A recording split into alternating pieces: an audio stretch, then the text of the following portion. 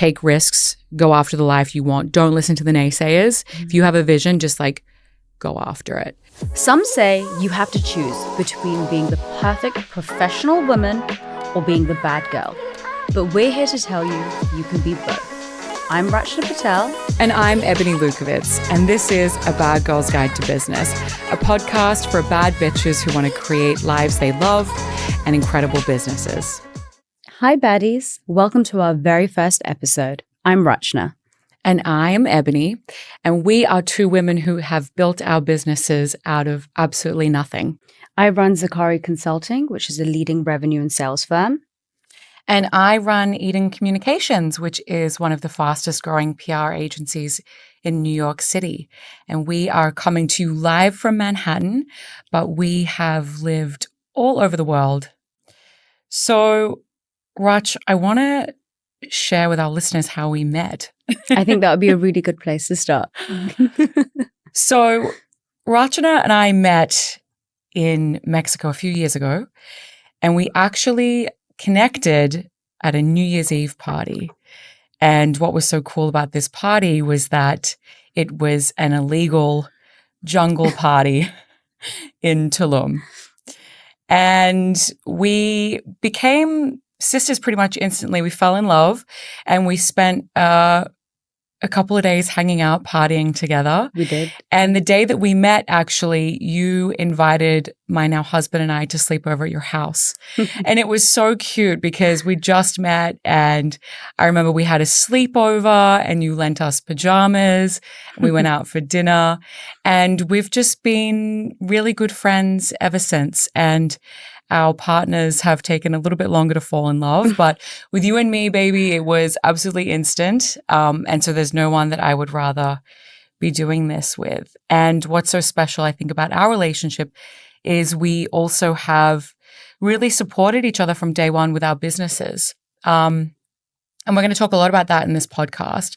But when I started my business last year, I knew that you were an absolute bad bitch who was a killer at sales and knew all these incredible things. And so I asked you to come in and teach me sales to help grow Eden. And then because of that, you ended up starting your own business and I was your very first client. Absolutely. Absolutely. I don't think I would be here right now running my own business if you weren't the first person to hire me. So thank you for that from the bottom of my heart. And thank you for that introduction. Pleasure. I think it's important to really share why we wanted to start this podcast. And, you know, I think back to my experience and my time in corporate. And then I also think, you know, you're one of my best friends. Mm-hmm. I was like, we should really put this together. I was in the shower one day and I was like, yes. This is exactly what we're going to do. Ebony and I are going to start a podcast. I ran out of the shower and I remember WhatsApping you, being like, Ebs, let's do it. Let's start this podcast right now. And considering everything that you have going on, I knew you would still say yes. Yeah. and here we are. And here we are. In New York. You're a woman who makes things happen. That's true. And there's no one else who I would rather be doing this with. And I mean, Rach, why is it so important to you that we are doing this? What do you think, people can take away from our journey? Well, you know, we'll definitely get into this throughout the podcast, but, you know, we are self-made women. We've had our own challenging backgrounds. We've experienced adversity and we've really come out the other end thriving. And I'm not saying that it's been all, you know, wonderful and we're looking at everything with rose-tinted glasses, but we're very realistic. And I think our story is important to inspire not just women, but men also.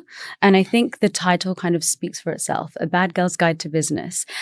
You know, what that really means is people that are shifting the status quo, people who aren't following rules, cultural norms, things that you should be doing.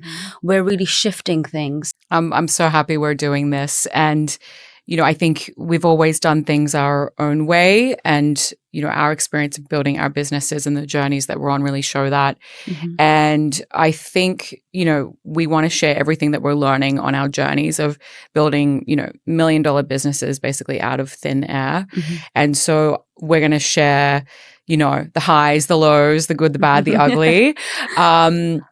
And we're really going to take, our listeners on this journey with us, from practical stuff about, how to plan your business, your incredible, advice when it comes to sales, how to keep clients happy, how to promote yourself, personal things as well. I am about to become a mother. I am Yay! 7 months pregnant with our little girl. I say our girl because she is our girl. She is ours. I said that from the beginning. So, this is a really crazy time for both of us. And I'm just so excited to share it with people and tell them that, anything is possible, and you really don't need anything more than willpower to get yourself started. So we are going to start by diving into our stories, and we are so excited to have you on this journey with us. Yeah, we're super, super thankful to have all of our listeners. Who we're calling baddies, by the way. Oh, all of our baddies. So you are a baddie. Okay, let's get straight into it. Your story is incredible. Let's give the baddies what they want, which is your story. Tell me how you started. Well, it's where to begin, honey? I think what you and I have in common is really unusual backgrounds. Mm-hmm. And so, in case our listeners haven't guessed yet, I'm from Australia. And I very much identify as being a self-made woman. I grew up in a pretty chaotic household.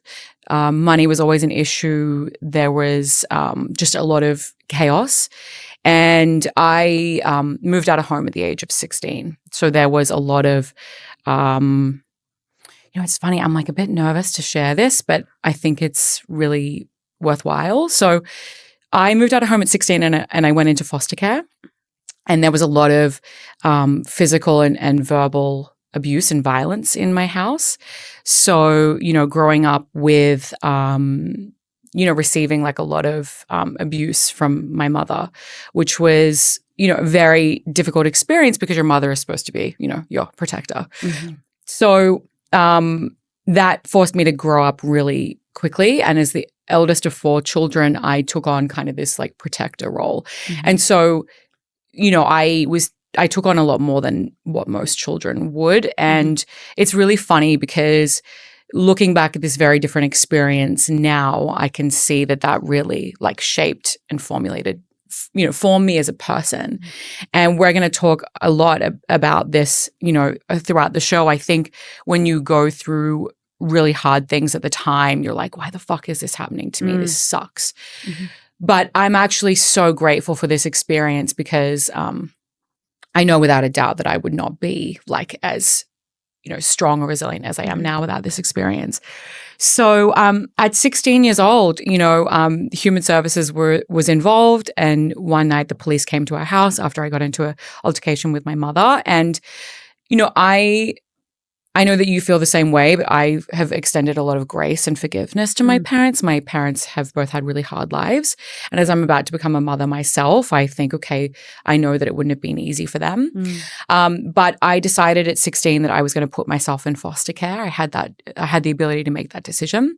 And I kind of knew, it's hard to explain, but I kind of knew that I would be better off on my own, being able to chart my own destiny.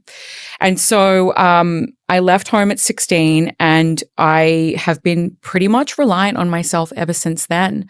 I have worked since I was really young and was in foster care for a while. Friends' family took me in and I was living with them as I finished high school. And I've just been hustling since day one, baby.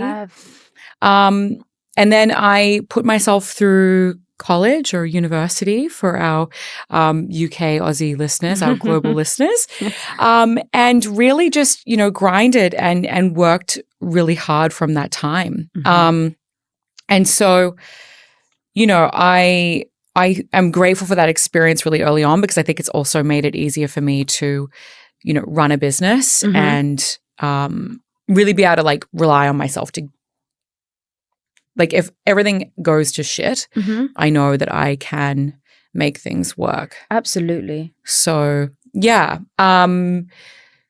Yeah. It sounds like you've taken a lot of risks, and it sounds like you've had a lot of self-belief, which I think is amazing. And I know it's come from adversity, but just look at the amazing woman you are, look at everything you've achieved. I mean, it's incredible. Can you tell me a little bit about, you know, really charting the path for the life that you want? Because I know you moved to New York very young, and that was like a big move for you. Yeah. Right? So tell the baddies about that. Yeah, that was really insane when I look back on it, like the decision to move to New York, because I had worked really hard to create an amazing career for myself as a journalist. I always wanted to be a journalist. And so I put myself through school, ended up working at one of the most prestigious newspapers in Australia. I had such a good job. I was like running around with celebrities, like getting flown to all these cool parties. I was winning awards for my work. But I was really dissatisfied. You know, I got my dream job really young because I worked my ass off, and I was with a perfectly good, decent man. I was with my ex-boyfriend for 10 years, and we were like on track to get married. We lived together. We had a dog. I had like everything I ever wanted, and I was so fucking bored. And that was really tough because I was like 27 and I knew that there had to be like more to life. But I felt like there was something wrong with me for not wanting this lovely man and this job that I'd always ever wanted. And I think that probably a lot of listeners can relate to this. I know you certainly can, where it's like you grind so hard for something and you get it. And then you're like, oh, like this is no longer enough for me, or this isn't exactly what I thought I wanted. And so I blew up my life. I broke up with my ex-boyfriend, moved out. I quit my incredibly prestigious job, and I bought a one-way ticket to New York City. Wow. Wow. I know. Looking back now, I'm like, girl, you were like ballsy. And so I didn't have a job. I didn't have anywhere to live. By the way, I didn't know anyone in New York City. Not one person? I didn't know anyone. I didn't know that you didn't know one person. I didn't know anyone. Okay. I know. Insane, right? Insane, but actually very on brand for you. I know, right? It's like, what's the most chaotic shit we can do? That was me. I'll do that. Yeah. And 100 miles per hour. Yeah. And this is going to come up again and again and again in this episode. But like. The series, actually. all of our episodes, it's just. Highlighted with chaos. Yeah, but good chaos, not chaotic evil, chaotic good. So I moved to New York City and I knew that I wanted to be here. I knew I wanted a really big life. And those months before I moved to New York City were so scary because I was like, what am I doing? I'm going to like, this could all blow up in my face. And I moved to New York on a hope and a prayer. And I knew that I wanted to be a journalist. And so I had interviews lined up with, Financial Times, BBC. And what followed was the hardest year of my life, which is really interesting because, I'm like this girl who like had been in foster care and all of that stuff. But it took me like 8 months to find a job in New York City. Okay. Yeah. That's a long time. And so when you came to New York, so I understand it was no walk in the park, right? It was No. 8 months, no job. Let's talk about how you really built your career. What did you do in those 8 months? How did that look? And how did you overcome those challenges? Yeah. Tell them how you did it all. I think, it's funny you talk about like taking risks and going after the life you want. I think it's just being willing to like back yourself. Absolutely. And just do what it takes and sometimes you're not going to walk in through the front door. You're going to like, go through the back door or crawl through a window or like go through the trash chute.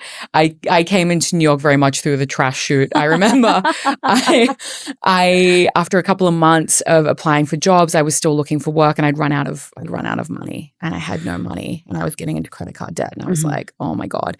And all my friends were like, you can come home, you tried. And I was like, I'm not done yet. Absolutely. And so I started working in an Irish bar. A really good friend of mine got me the job and it was fucking tough because I was like, I'm an award-winning journalist working in an Irish bar, making like $6 an hour, being treated like shit. But that was what I was, willing to do. And it was so hard. I definitely went through a period of, kind of like, what the hell am I doing? Just like, I don't know if I was depressed, but it was incredibly tough. And then, after about 8 months of trying, I got a job at the New York Post and it all became worth it in an instant, and I'm so proud of myself for not quitting and just like digging into the deepest reserves of myself and saying like, I am not quitting yet. Like I'm not done yet. And I think that anyone else would have called time like after a few months, like looking back now as well, getting into credit card debt and doing all those things, like maybe not the best financial decision, but staying in New York and making a life here and doing what I had to do to be here and just backing myself and trusting that I would be able to do it. I think there's like a very valuable lesson in that about just like not being afraid to take risks and really go after the life that you want and doing what you need to do to get it done. One big thing we haven't really talked about, I just realized, is starting Eden. Yes. Starting the biz, baby. Yes. Okay, so very quickly, COVID was shit for everyone. It was not a good time. Oh, yeah. And I know that so many of our listeners, so many of our baddies out there probably went through really difficult 2020s. My COVID was spent working as the Washington correspondent for the New York Post, which is crazy. I was in the White House interviewing President Trump. I was on the campaign trail.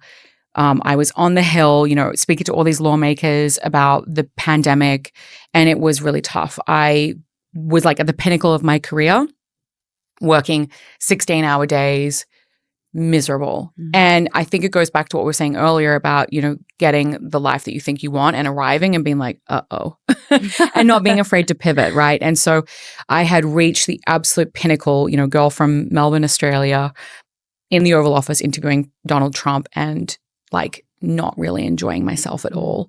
And I remember, this is something I've talked to a few people about, but I started drinking to cope with the stress.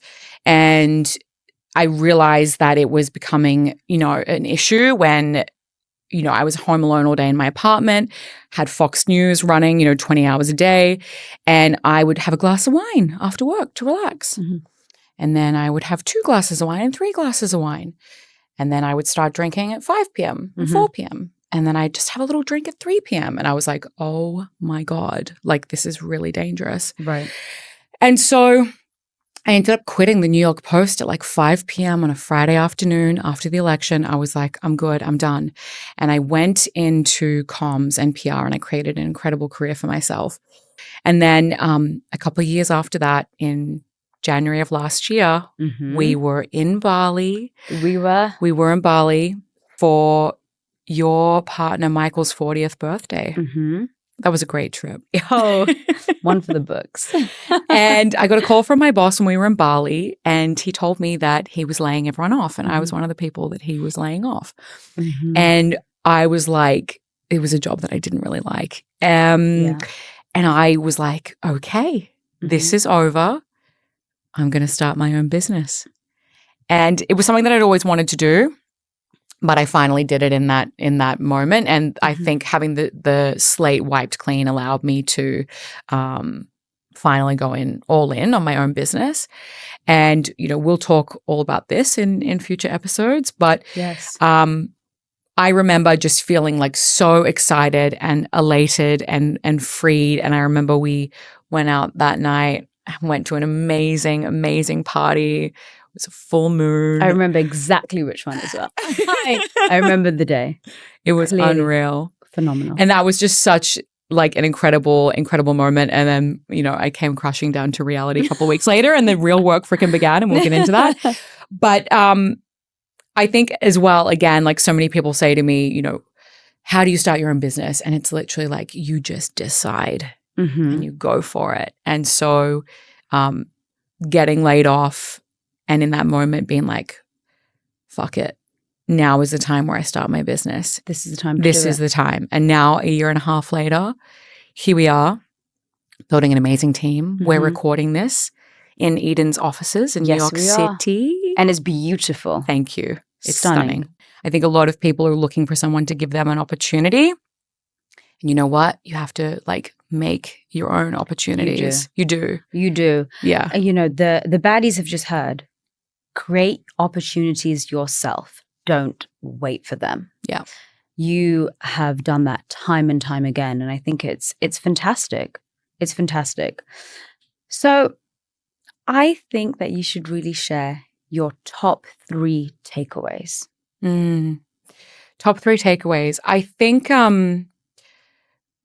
the first thing really is that, you know, going through hardship makes you stronger and definitely more resilient. Everything that I went through in my childhood, I'm so grateful for, because I think if I hadn't have gone through that and had, you know, a very like vanilla upbringing or just a normal, perfectly great childhood with a loving mother and father, that's wonderful. But I don't think it would have set me up for a lifetime of being able to take such insane risks. So that's the other thing as well. I think being willing to take risks and go after the life that you want and that you know you deserve. And, you know, other people may think you're crazy. Like, why are you doing that? That's risky. That's a bad decision. But no one else can tell you how to live your life. You know? Beautifully said. And there's a saying that you should never take life advice from someone who doesn't have a life that you want. That's probably one of my favorite quotes. Right. And so all these people, I was like, you know what? Like before I moved to New York, so many people were like, I wish I did that. I wish I did that. And I was like, I'm not going to live my life as like, I wish. And then finally, you know, create opportunities for yourself. Don't wait for someone to give you an opportunity. Yeah. So I think, to kind of recap the takeaways. The takeaways, baby. Going through hardship can make you stronger, more resilient, even though you can't see it in the moment. It is forming you. And the most incredible, successful, interesting, gritty people I've ever met have gone through really hard things. Take risks, go after the life you want. Don't listen to the naysayers. If you have a vision, just like go after it. And then just create opportunities for yourself. Do not wait for people to give them to you. Just grab life by the scrotum and go for it. Eloquently said. Perfect. That's it. So in the next episode, we're going to hear all about you, Rachna, darling. I'm very excited for that. And you're going to share kind of your top tips from your, from your very interesting life experience. What should the people do if they want to stay in touch with us and start listening to our episodes? Well, I think that they should definitely subscribe on YouTube. Make sure you do that. So you can look at these faces. And we'll be available on all big podcasting, networking sites. Yeah. So please like and subscribe.